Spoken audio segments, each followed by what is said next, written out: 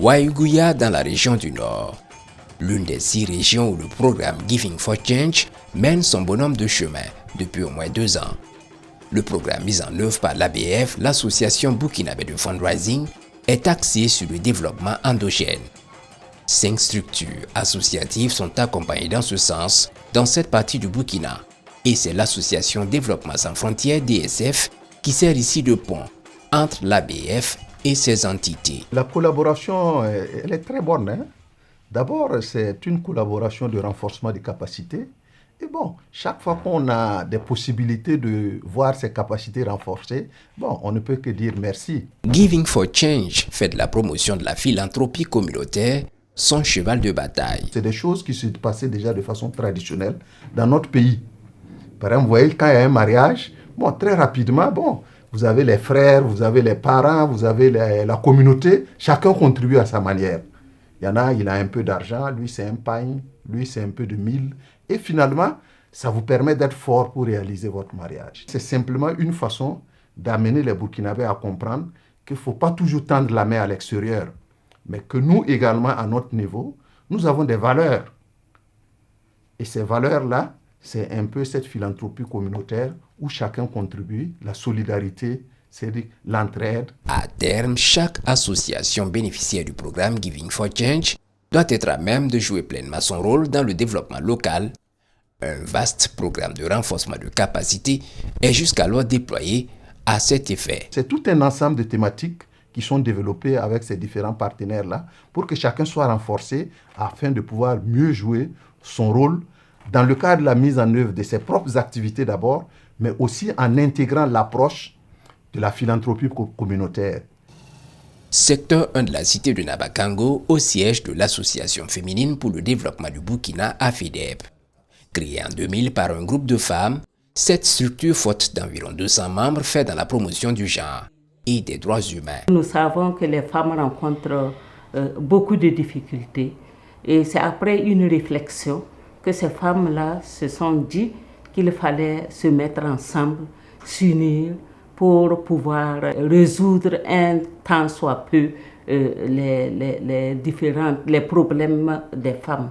Au-delà de défendre les intérêts des populations de façon générale, de la femme, de l'enfant et de la jeune fille en particulier, l'AFEDEB s'illustre en exemple dans la conduite d'activités génératrices de revenus. Quelques petites activités que nous menons, c'est le séchage des légumes et aussi des fruits.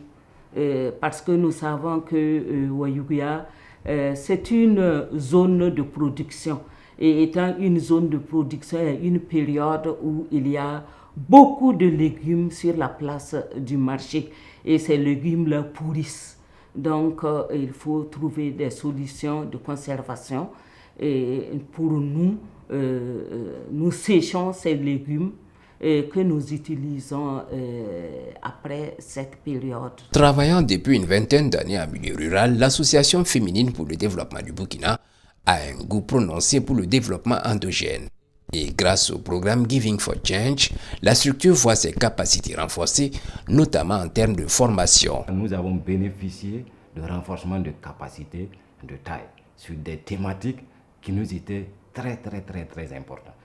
Donc ça nous a permis, en tout cas ça a changé beaucoup de choses dans notre façon de faire, surtout en mobilisation de soutien et en mobilisation de ressources locales, parce que avant, on avait l'habitude de voir l'extérieur, pour financer nos activités. Mais avec le programme Giving for Change, qui a renforcé nos capacités donc sur la mobilisation de soutien, ça nous a permis de savoir réellement, d'avoir des capacités pour mobiliser donc les ressources au niveau local pour pouvoir financer nos activités. De ces renforcements de capacités est née l'idée d'un projet. Dans cette localité à fort défi sécuritaire, l'AFEDEB entend scolariser une trentaine d'élèves en situation de précarité économique. La région du Nord est une des régions, en tout cas, qui connaît beaucoup de difficultés dans le cadre donc, de la sécurité. Et donc, ça a occasionné beaucoup de déplacés internes. Et nous avons vu que les enfants déplacés internes, les élèves, ont des difficultés pour reprendre le chemin de l'école. Alors, dans notre plan de mobilisation, de soutien, nous avons donc prévu de rechercher, de scolariser en tout cas certains élèves PDI. Et nous avons essayé donc, dans le cadre de la mobilisation de soutien, de trouver les personnes ressources qui vont nous accompagner donc dans la mobilisation, dans la mise en œuvre donc, de ce projet. Initialement prévue cette année, la mise en œuvre de cette initiative est reportée à la prochaine rentrée des classes pour raison de difficultés liées à l'insécurité. Toujours sur le plan de l'éducation, environ 400 filles sont en passe d'être appuyées grâce à l'association Agir pour la promotion de l'éducation pluridimensionnelle APEP. Suite aux différentes formations acquises dans le cadre du programme Giving for Change, l'association travaille sur un projet axé sur la scolarisation et le maintien des filles à l'école. Nous remarquons déjà que dans nos classes, c'est vrai que présentement, le nombre de filles dépasse quasiment le nombre d'élèves quand on prend les CP, les CP. Mais au finish, ça n'aboutit pas. Les filles n'arrivent pas à achever leur cursus par rapport aux garçons. Et c'est suite à cela que nous avons remarqué qu'on s'est dit que peut-être qu'il n'y a pas d'accompagnement. Il n'y a pas, et au niveau de notre plan, nous allons prévu d'accompagner ces différentes filles-là afin qu'elles puissent bien évoluer dans leur cursus. À en croire la présidente de l'APEP, il s'agit d'un accompagnement à plusieurs volets. On a prévu de les accompagner en matière de sur les plans pédagogiques à travers des cours de soutien, des parrainages et des formations professionnalisantes. Bon, ça c'est pour les parents. Généralement, c'est quand les parents n'ont pas les moyens, ça joue aussi sur la fréquentation des leurs filles. En attendant la concrétisation de ce projet, l'heure est à la mobilisation de soutien et de ressources pour cette association qui manque de sièges. Depuis quelque temps, situation sécuritaire oblige. Eu égard à l'insécurité, l'association des jeunes pour le développement et la protection de l'environnement a également quitté son ancien siège, mais a pu se trouver un cadre temporaire ici au secteur 11. Forte d'une centaine de membres, cette association qui évolue dans les domaines de l'agriculture, l'environnement et la formation professionnelle bénéficie elle aussi de l'accompagnement de l'association burkinabé de fundraising à travers le programme Giving for Change. Ce programme est venu nous montrer qu'on ne doit pas attendre les financements venant de l'extérieur pour pouvoir réaliser des activités. À travers vraiment ce programme-là, ça nous a permis donc de savoir qu'on peut se donner la main, faire tout ce que nous pouvons et faire quelque chose, en tout cas entre nous-mêmes. Le message semble passer et la mayonnaise commence à prendre, foi de Aboubakar Ouedraogo. Il y a aussi en tout cas la prise de conscience de nos membres. Et hormis de nos membres, il y a aussi eu en tout cas des sensibilisations que nous avons fait et à travers vraiment ce programme-là. Nous faisons nos activités et à travers la cotisation des membres et aussi en tout cas un engagement de tout un chacun. Parce qu'on s'est dit que le développement ne peut pas quitter ailleurs pour venir. Donc c'est à nous de travailler pour se développer. Dans son plan, la JTPE envisage la création de bosquets dans 5 écoles de Waïkuya. Pour l'heure, 2 ont été réalisées. Nous impliquons la population, les bénéficiaires dans notre mobilisation. Et ce n'est pas forcément les ressources financières.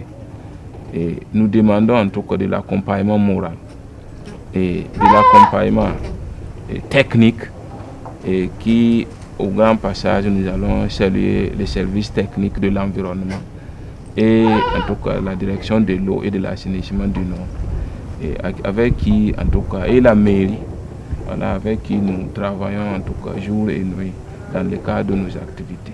L'environnement, l'agriculture, l'élevage, l'alphabétisation et les activités génératrices de revenus sont les secteurs dans lesquels l'Association pour la sauvegarde de l'environnement et la promotion de l'élevage s'engage. Depuis 2001, Une soixantaine de villages tirent profit de ces services en matière d'alphabétisation. Cette structure est aussi appuyée par l'association burkinabé de fundraising, notamment en termes de formation. Depuis que nous avons commencé, en tout cas, on a déjà mené pas mal d'activités, en l'occurrence des formations. Et nous sommes sur des formations. Et jusqu'à présent, en tout cas, on a un programme de formation avec cette structure. Ça a beaucoup changé. D'abord parce qu'il y a des informations que nous avions et on ne les avait pas. Et notre manière même de faire nos activités, de préparer nos activités, ça a changé. Et ce qui nous a beaucoup même aidé, c'est le feedback que nous avions avec la population à la base. Lorsque nous faisons des rencontres, les formations,